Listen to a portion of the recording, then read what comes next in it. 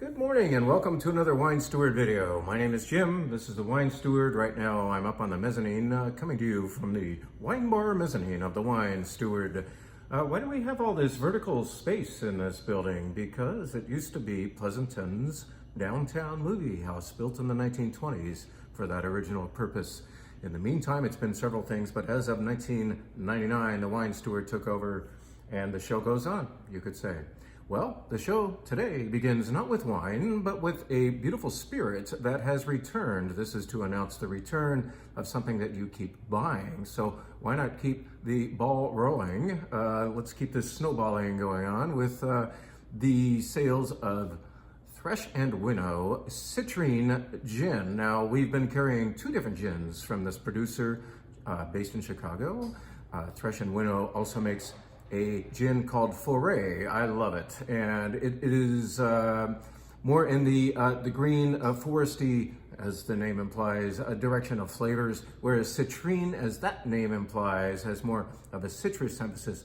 Both of those gins are more intense than usual, you could say, and in fact might be too much for you as a straight gin martini. Even if you throw in a little bit of vermouth for dilution, that might not even do it if you're finding this so wonderfully extreme. So your solution may be this. In fact, pour it, maybe not that much ice, but get a shot glass or a tumbler, I should say, or whatever, and get some ice in there, maybe a couple of big cubes, and let that ice melt into the gin a little bit. In other words, a little bit of dilution would be good, perhaps. But point is, this is not inexpensive gin, but you can extend it and actually come into your zone of acceptable amount of flavor, because it is so, can I say it one more time, intense in its beautiful character. The main point is it's back. You keep buying it, and so we keep bringing it back. It's back on the shelf as of yesterday. Thresh and Winnow Citrine Gin, as made in Chicago, Illinois. Boom. I want to remind you that we have an event tomorrow night. Those of you watching this video in time are hereby apprised that we have added seats for what was a sold-out event, showing all Italian wines, but not only showing those, but being shown by 4 different Italian people who are the principals of 4 different wineries.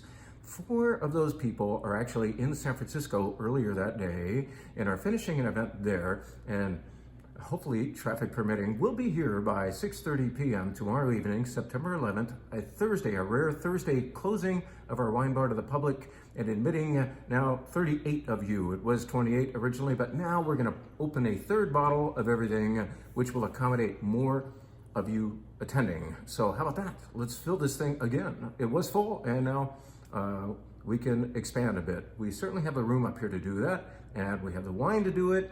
And I think based on the novelty and the quality brands that are, the novelty of people presenting 3 wines each, these people straight from Italy, they've been working their way across the United States, hitting different events, and finally we get them here on the West Coast, and we'll be tasting wines from Tuscany, Sardinia, and up in the northeast part of Italy as well, up in Collio. So don't miss it.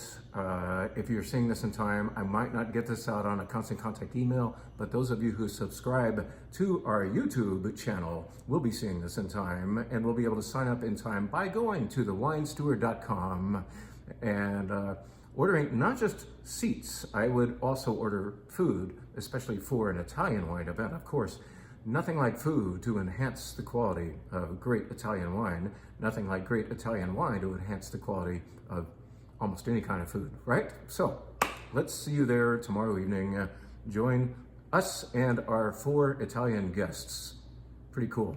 Next week, we may not do it if we don't see more of you sign up, but next Tuesday of next week, we're doing another very, very cool event, which talks about stemware all night long, but we're not gonna bore you to tears by talking about empty stemware, but putting very good wine into that stemware, and then seeing from wine to wine what glass shape accommodates that wine best. And it's going to be fun. It's going to be comparative. It's going to be a conversation instead of our being dogmatic about it.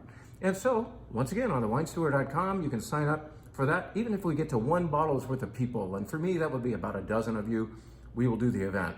and we need some more people to get to that point. But I promise you really good wine, thoughtful wine from all over the world, as shown in different stemware. And you will come away feeling that stemware, if you didn't feel so before, the shape of stemware and the quality of stemware makes wine taste better. The same way food makes Italian wine taste even better, a good stem, a quality glass like this will enhance the quality of your wine. If you're spending 40 bucks on a bottle of wine, why aren't you putting it into a really, really good glass to fully express it, right? That's gonna be the basic contention of this event, all right? So sign up, it'll be fun. And I promise you good wine. We're gonna have Barolo and champagne, probably this champagne as a matter of fact. So why don't we segue very conveniently to this, and what is this, and why is Jim pouring it in that glass?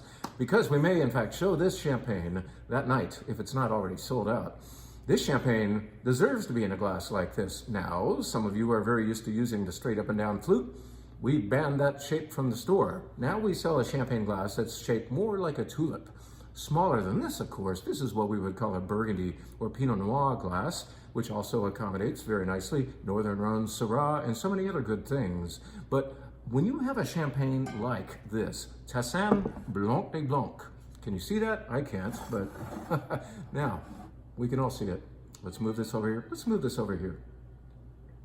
This is beautiful. A toasty style, a rounder style of champagne deserves a glass like this. This is also being served at our wine bar. It's our sparkling wine of the week.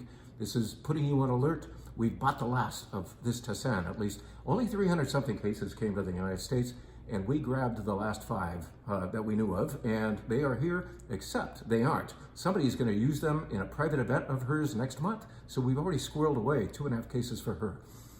In other words, endangered, really good.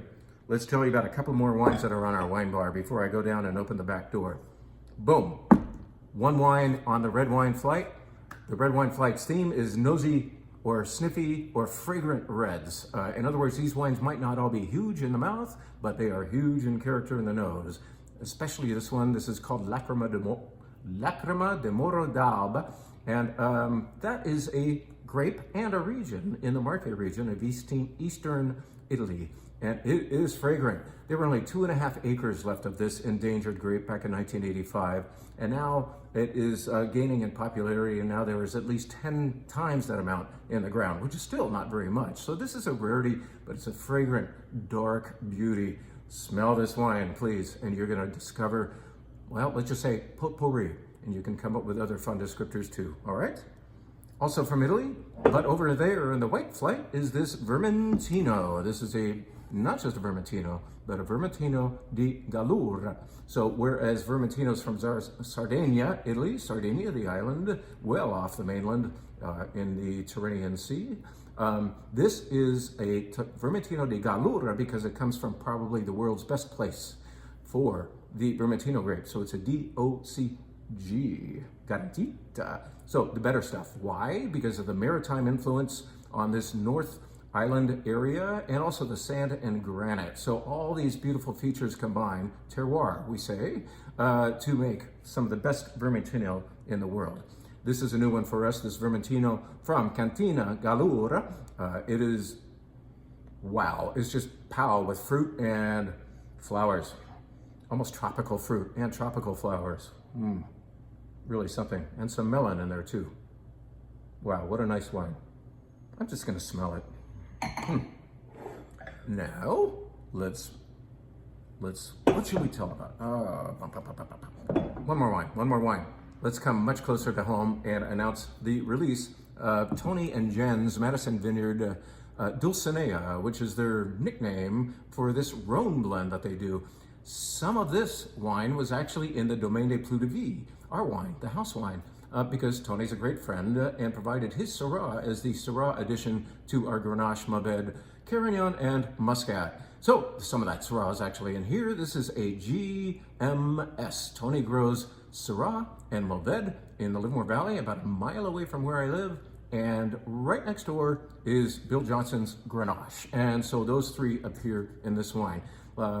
Very neighborly feeling among us all. And Also, the fact that we love our Rhone varieties from the Livermore Valley. He nailed it. This wine, if you can see, is not the darkest in the world, and it shouldn't be since it's based on Grenache, a thinner skinned grape that doesn't confer a lot of color on its wines. But smell it. We're putting this as the last wine in that aromatic red flight, and I think he has just come up with a beautiful wine. And I think you're going to smell a ghost of Domaine des Plus de Vie in this wine as well. That is so good. Don't forget our upcoming events. Sign up now for events that still have some seats available. And don't forget to come to the Wine Steward once in a while, will you? Come enjoy the wine bar. These are great themes this week. You have to appreciate the fact that the menu changes every week. Keep it exciting around here, I think. I'm excited. See ya.